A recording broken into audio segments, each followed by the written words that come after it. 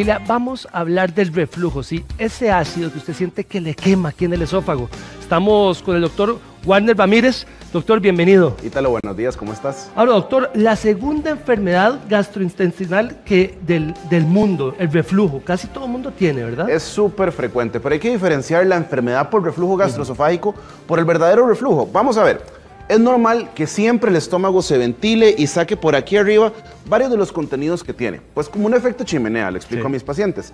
No obstante, tenemos que entender que cuando este ácido que se está devolviendo por acá, el esófago no está acostumbrado a recibirlo durante mucho tiempo. Y si esa exposición es demasiado alta, empieza a presentar y a lastimarse todas estas zonas. ¿Qué es lo que pasa? Que entonces es demasiado frecuente porque también obedece mucho a temas de la dieta, pero también obedece mucho a temas de obesidad y también obedece muchísimo a factores genéticos. Eso es importante, doctor, porque hay gente que dice, es por lo que comí, y hay gente que dice, no, es que yo tengo asma o es que estoy un poco enfermo, entonces siempre que como se me sube un poquito eso.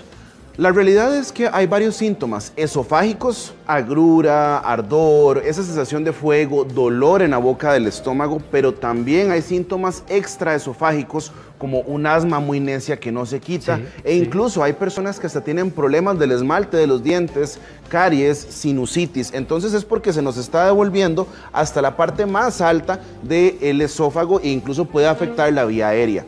Por eso es que, a ver, es muy sencilla de diagnosticar por estos síntomas, pero me estabas diciendo vos que esto es muy cierto, es sumamente frecuente, es la segunda enfermedad a nivel mundial de consulta, entonces son millones de personas las que tienen esto. Entonces, si bien es cierto, lo podemos diagnosticar por clínica, que me digas, me arde, siento acidez, también podemos hacer una gastroscopía para revisar, sobre todo si tenemos signos de alarma, porque vamos a ver, algunos cánceres pueden tener estos síntomas, sobre todo en personas por encima de los 40 años. Una persona joven no tanto. Pero hay un porcentaje no despreciable de personas, más o menos el 15%, pero de estos millones de personas, o sea, bastantes, que también tienen reflujo, pero la gastroscopía está normal o los síntomas son muy atípicos. Doctor, hay dolores de dolores. ¿Por qué a veces el ácido quema? Aquí usted siente que le quema y hay días donde dice, uy, un poquito, ¿verdad? Entonces, a veces se concentra más el ácido que otros días. Eso varía mucho también. Muy buena pregunta, porque sí es cierto que varía mucho alrededor de las 24 horas. Sí. Va cambiando muchísimo, obedece también a lo que hice ese día de actividad física, obedece también a lo que comí ese día. Y también si consumo ciertos medicamentos por distintas prescripciones, medicamentos contra la osteoporosis, calcio, vitamina D, por ejemplo, estos pueden aumentar o disminuir los síntomas, sobre todo por la forma en la que se ingieren. Entonces, cuando quedamos en esta situación donde no estamos muy seguros, el paciente le hemos prescrito los medicamentos necesarios y tal vez no mejora, hemos hecho esa gastroscopía y no mejora, tenemos que hacer otros estudios que nos pueden ayudar un poco a dar con el verdadero diagnóstico, y que es justamente esto que traía por acá, que es la pH-metría esofágica. La pH-metría es un estudio pues no tan nuevo, pero sí es algo que estamos utilizando cada vez más. Porque al final del día, como te decía, esto es muy frecuente y afecta mucho a la calidad de vida del paciente. Porque siempre dice, me duele algo y siempre es una gastro, ¿verdad, doctor? Sí, casi que siempre empezamos por ahí, porque la verdad aporta mucha información, pero al final del día la gastroscopía no ve el ácido, eso es lo que no va a ver, va a ver los cambios productos del ácido y no todo el mundo los va a tener. Por eso entonces utilizamos este estudio, que de hecho va en conjunto con su propia computadora. Sí, déjemelo quedito para que lo vea, vea qué delgadito que es, se lo voy a poner aquí nada más, para que lo tomen. ¿Qué le va a medir? Esto es una cámara. ¿Qué es esto, doctor? Cuénteme un poco. Eso es una sonda que lo que mide es la acidez verdaderamente de lo que se está devolviendo. Esta sonda la vamos a pasar por nariz y va a pasar por acá abajo y la vamos a llevar hasta este punto, a donde vamos a poder ver más o menos... O sea que esto lo van a meter así, doctor.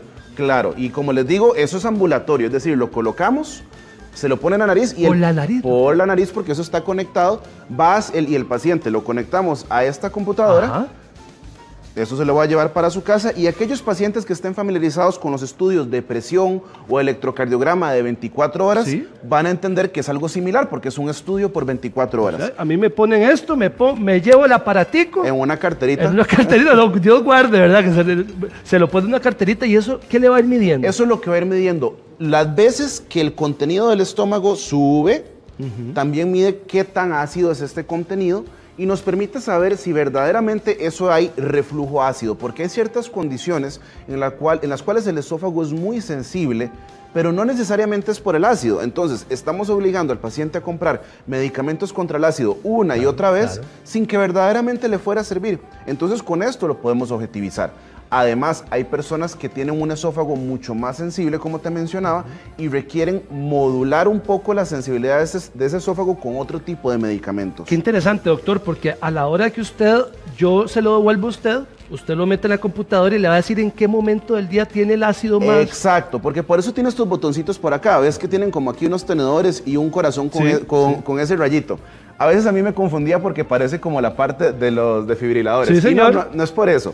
Ese corazoncito con ese rayo es por cuando tenemos síntomas. Cuando la persona tiene dolor de pecho, acidez, sensación de fuego, tiene que estripar ese botón y la máquina lo va a registrar. La pucha, Igual también con el tenedor, cuando voy a comer, le toco el botoncito. Y también la camita cuando me voy a recostar. ¿Por qué? ¿Qué es lo que pasa en ese contexto? Vamos a poder correlacionar las veces que la máquina va midiendo el ácido, nos va a dar ciertas curvas que vamos a ver en la computadora y va a ver cuántas veces la persona marcó con el ácido. Estábamos hablando fuera de entrevista, tómemelo ahí, que estos pedacitos de metal que está ahí, eso es lo que le va a medir, ¿verdad? El ácido, esto que estamos viendo ahí en pantalla.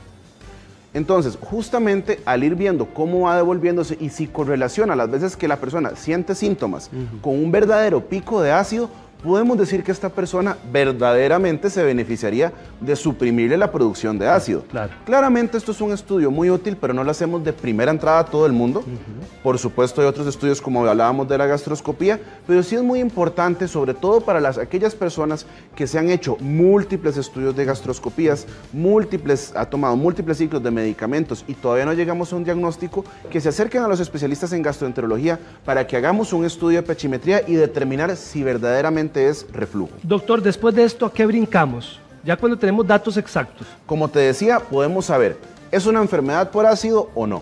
Si es una enfermedad por ácido, lo que nos corresponde es optimizar la terapia, aumentar la dosis, cambiar el tipo de medicamento, cambiar estilos de vida, que siempre está de base, ¿verdad? Por supuesto. Y por otro lado, en caso de que la persona no sea una enfermedad por ácido, puede ser que demostremos que sea un trastorno que sugiera que el esófago no se está moviendo bien. Para eso hay otro estudio que se llama manometría, que eso lo veremos después. ¿Sí?